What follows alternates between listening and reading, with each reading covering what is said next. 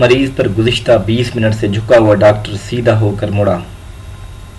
चंद सानिये तवक्कुफ के बाद आशिक हुसैन के कंधे पर हाथ रखते हुए मज़मूम लहजे में कहा, बुजुर्गों, हमने अपनी सी पूरी कोशिश की है। जिंदगी और मौत खुदा के हाथ में है। किसी भी वक्त कोई भी मोइज़ा रूनमा हो सकता है, मगर मर्ज इतना पुराना था कि मरीज के बचने के अब कोई उम्मीद नहीं है। बामुश्किल 13 घंटे जी सकता है।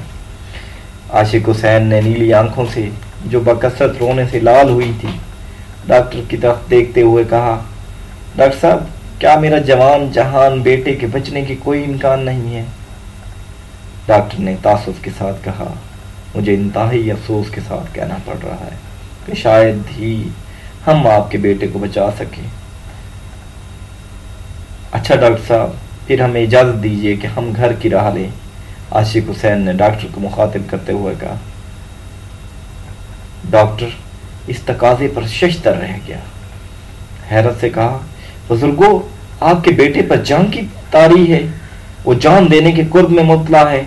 यहाँ हम उसको ऐसी अद्वियात ड्रिप में डालकर दे रहे हैं जिससे मौत का अमल कम तकलीफ दे होता है, दर्द का एहसास कम होता है और रूह कदरे कम तकलीफ से निकल जाती है, और आप नीम मुर्दा बेटे को घर ले जाने की बात कर रहे हैं।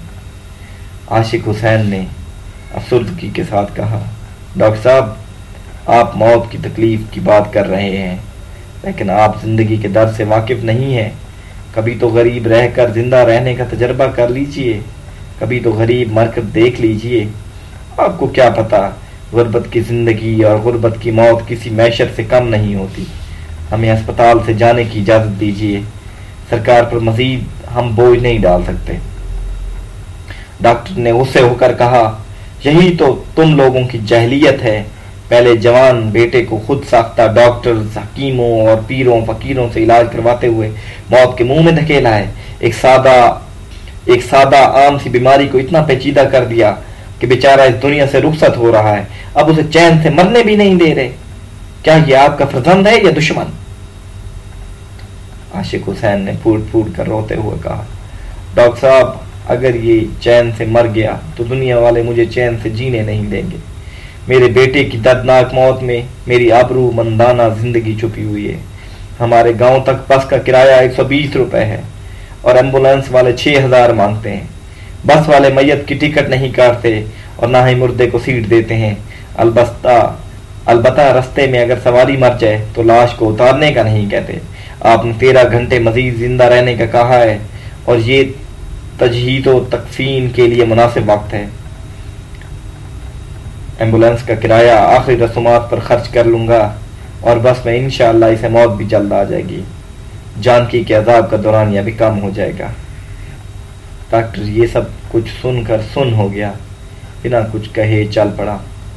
आशिक हुसैन बेटे को टिकटिकी बांधे उस वक्त तक देखता रहा जब तक आंखों में उमड़ते हुए आंसुओं ने उसका चेहरा ढांप नहीं दिया।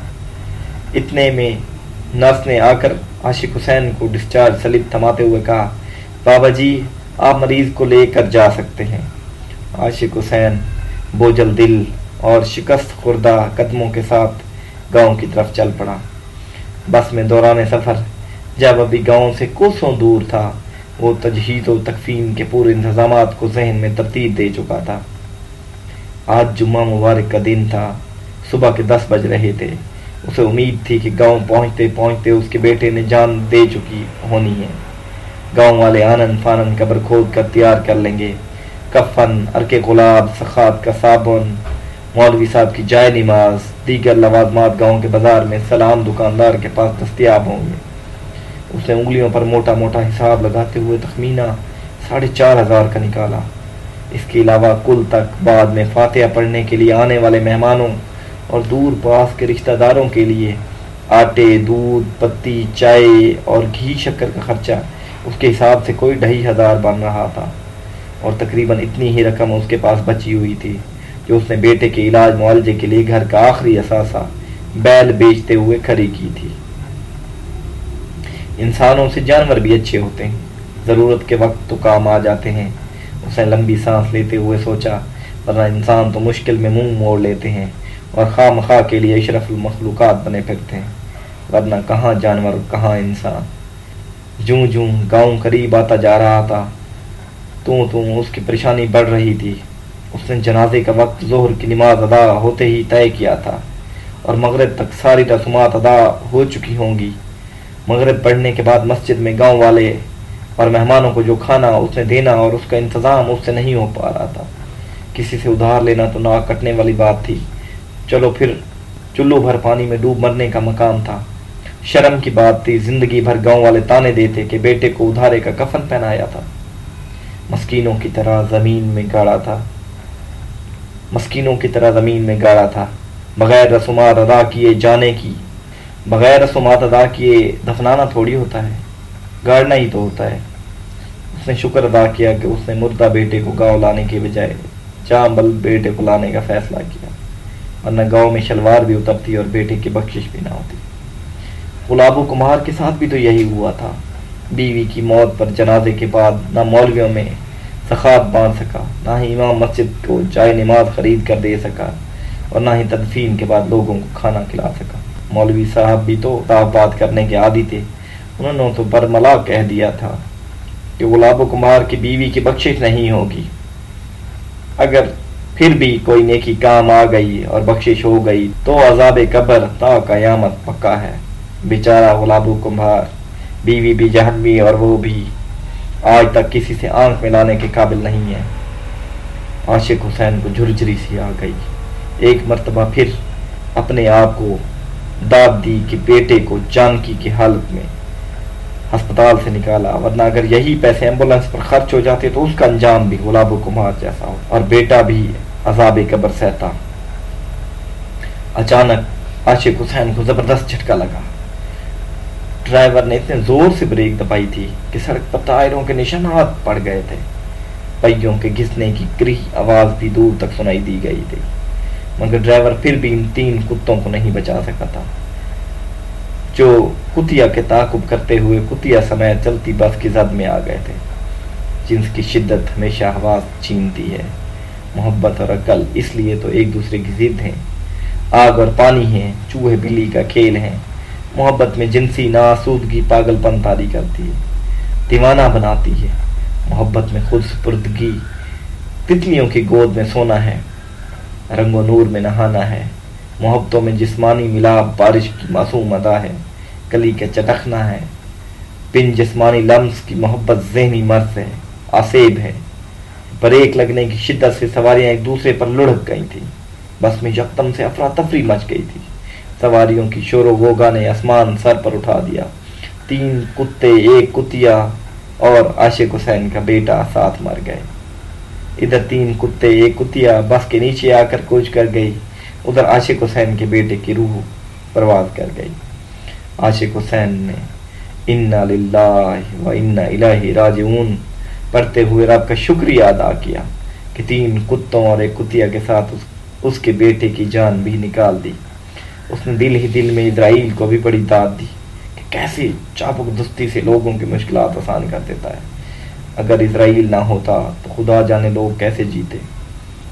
بیٹے اور کتوں کے مرنے کا وقت اور مقام جیسے اس کے ذہن میں نقش ہو کر رہ گیا۔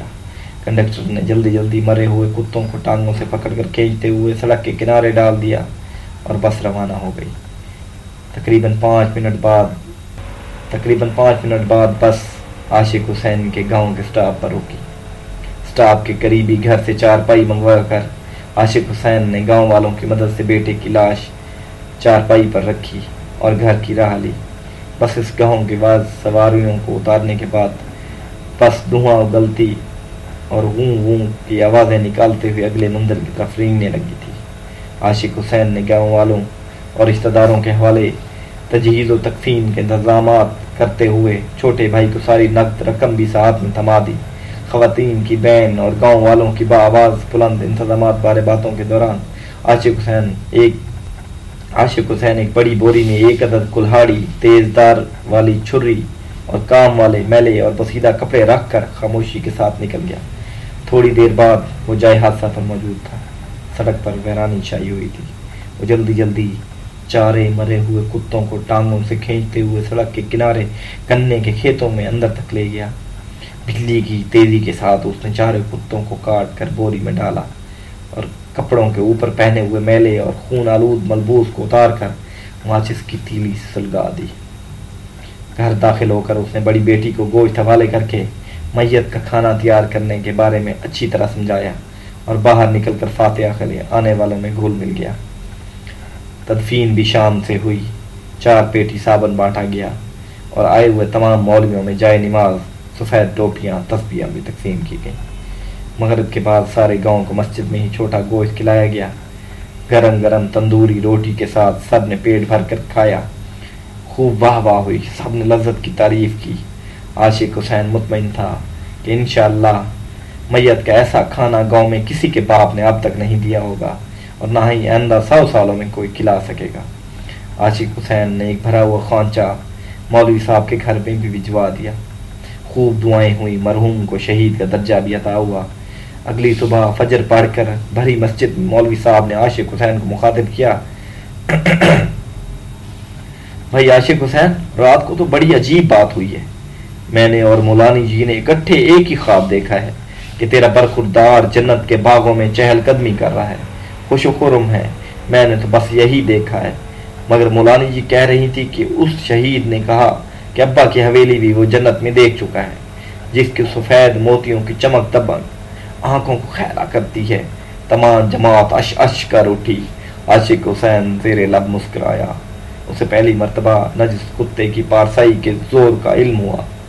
वाकई जन्नत का हर रास्ता पेट से गुजरता है और जहन्नम भूख की पैदावार है। आशिक हुसैन ने दिल ही दिल में इन चारों कुत्तों का शुक्रिया अदा किया कि नजिस होने के बावजूद उसकी अना को कायम रखा, उसके बेटे और उसे जन्नत तक ले जाने का सबब बने। पहली मर्तबा उसके दिल से कुत्तों के लिए दुआ निकली। अगर उन कुत्तों ने आज उसकी पर्दापोशी ना की होती तो इंसान तो उसे बरहना कर चुके होते। जिंदगी